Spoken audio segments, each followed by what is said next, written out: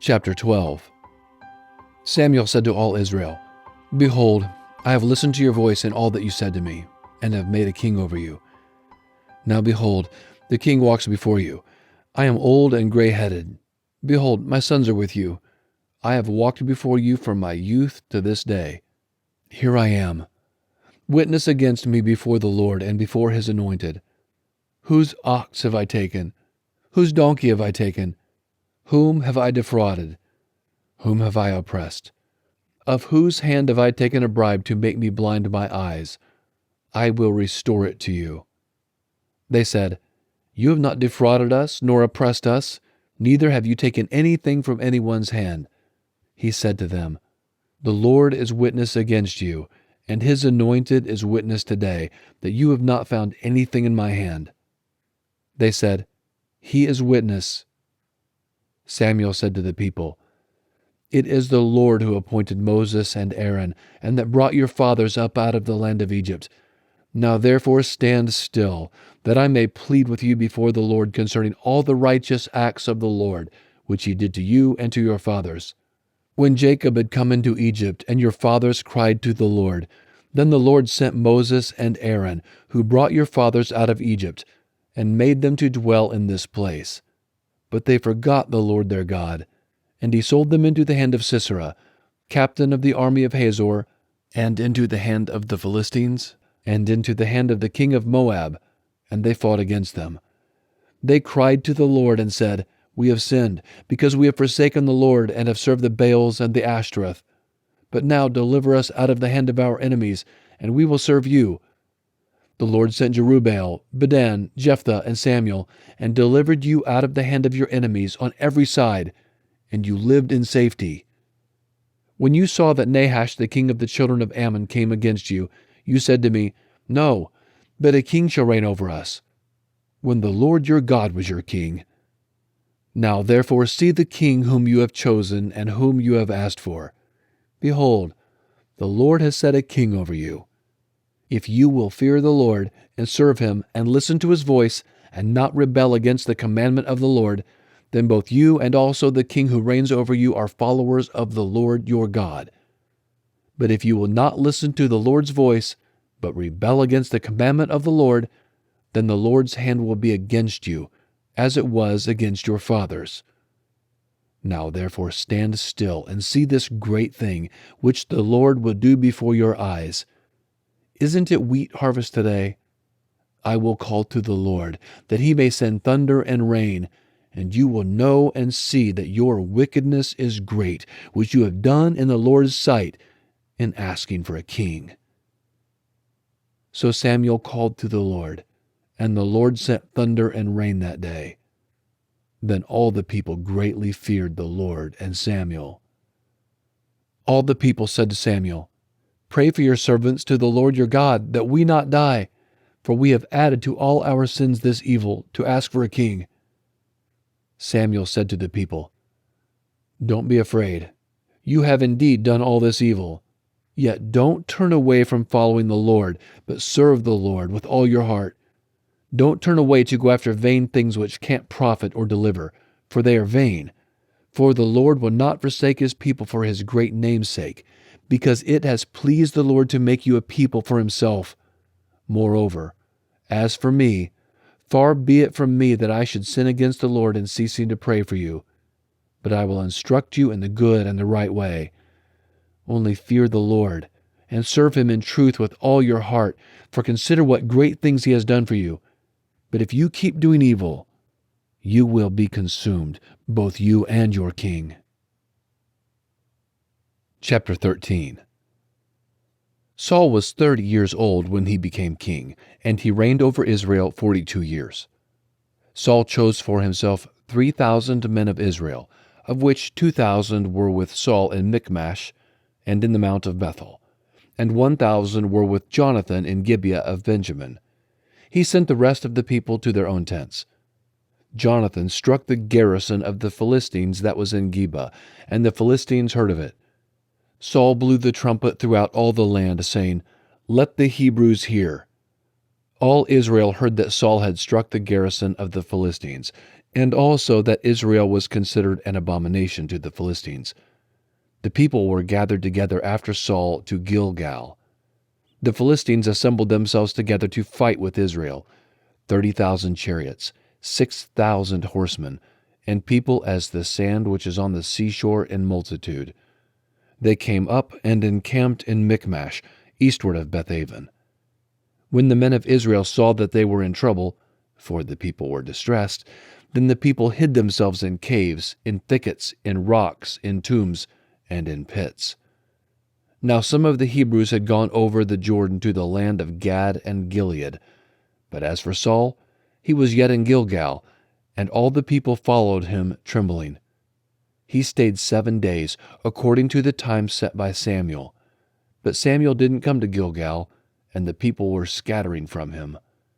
Saul said, "Bring the burnt offering to me here, and the peace offerings." He offered the burnt offering. It came to pass that as soon as he had finished offering the burnt offering, behold, Samuel came. And Saul went out to meet him, that he might greet him. Samuel said, "What have you done?" Saul said, "Because I saw that the people were scattered from me, and that you didn't come within the days appointed, and that the Philistines assembled themselves together at Michmash. Therefore I said, now the Philistines will come down on me to Gilgal, and I haven't entreated the favor of the Lord. I forced myself, therefore, and offered the burnt offering." Samuel said to Saul, "You have done foolishly. You have not kept the commandment of the Lord your God, which he commanded you. For now the Lord would have established your kingdom on Israel forever. But now your kingdom will not continue. The Lord has sought for himself a man after his own heart, and the Lord has appointed him to be prince over his people, because you have not kept that which the Lord commanded you." Samuel arose and went from Gilgal to Gibeah of Benjamin. Saul counted the people who were present with him, about 600 men. Saul and Jonathan his son, and the people who were present with him, stayed in Gibeah of Benjamin, but the Philistines encamped in Michmash. The raiders came out of the camp of the Philistines in 3 companies. One company turned to the way that leads to Ophrah, to the land of Shul.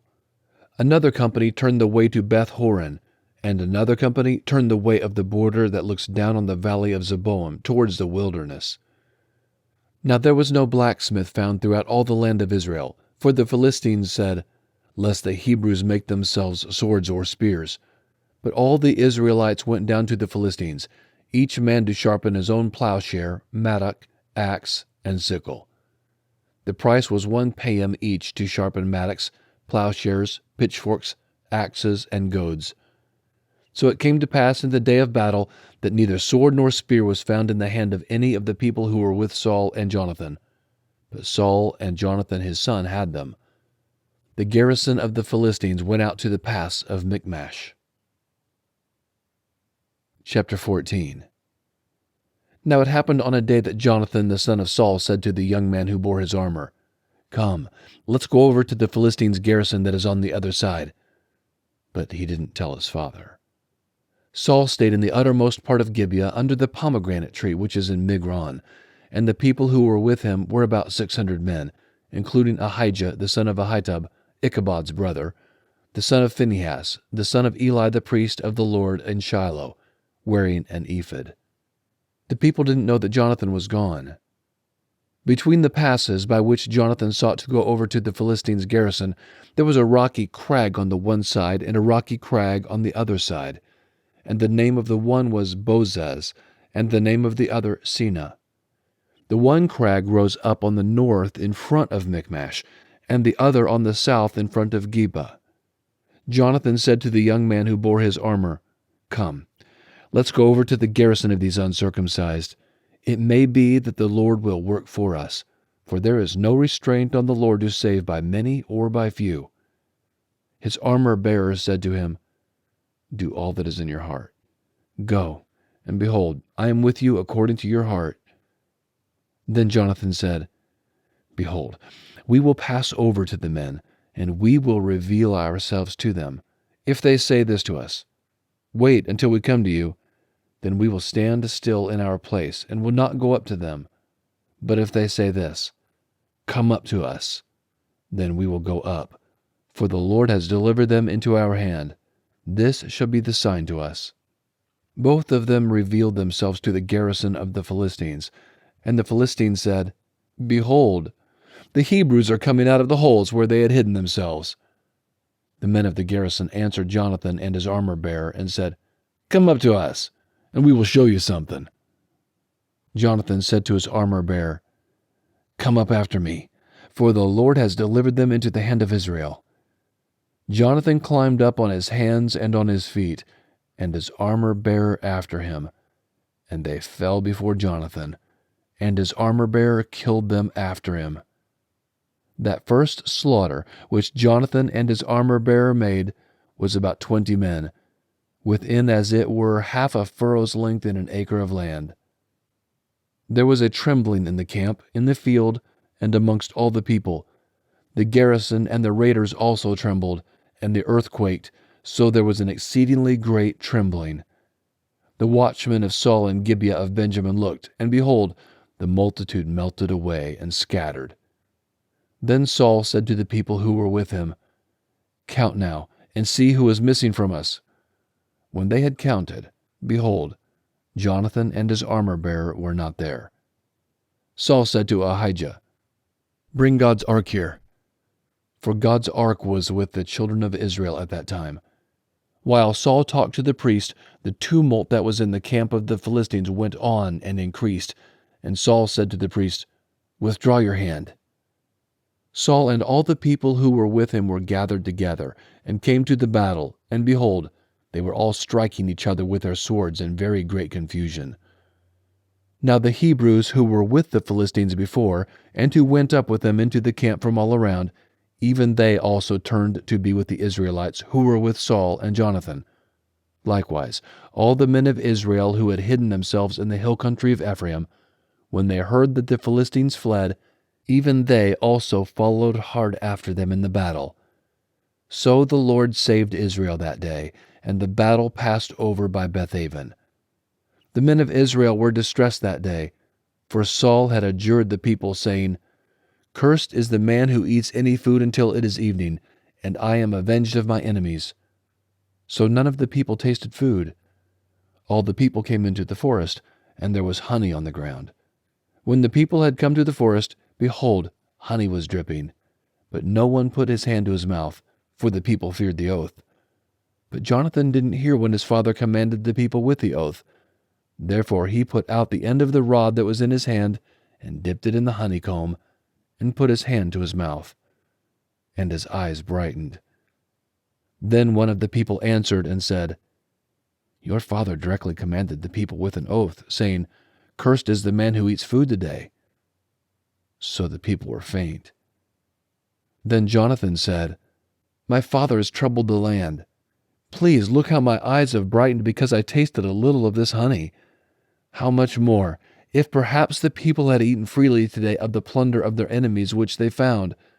For now there's been no great slaughter amongst the Philistines." They struck the Philistines that day from Michmash to Aijalon. The people were very faint, and the people pounced on the plunder, and took sheep, cattle, and calves, and killed them on the ground, and the people ate them with the blood. Then they told Saul, saying, "Behold, the people are sinning against the Lord, in that they eat meat with the blood." He said, "You have dealt treacherously. Roll a large stone to me today." Saul said, "Disperse yourselves amongst the people, and tell them, 'Every man bring me here his ox, and every man his sheep, and kill them here, and eat, and don't sin against the Lord in eating meat with the blood.'" All the people brought every man his ox with him that night, and killed them there. Saul built an altar to the Lord.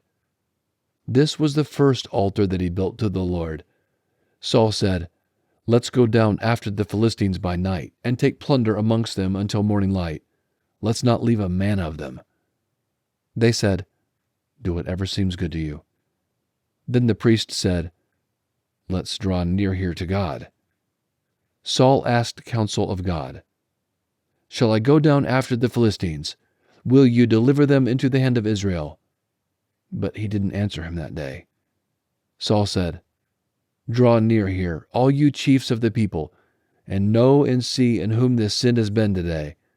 For as the Lord lives, who saves Israel, though it is in Jonathan my son, he shall surely die." But there was not a man amongst all the people who answered him. Then he said to all Israel, "You be on one side, and I and Jonathan my son will be on the other side." The people said to Saul, "Do what seems good to you."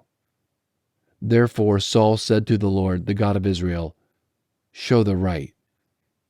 Jonathan and Saul were chosen, but the people escaped.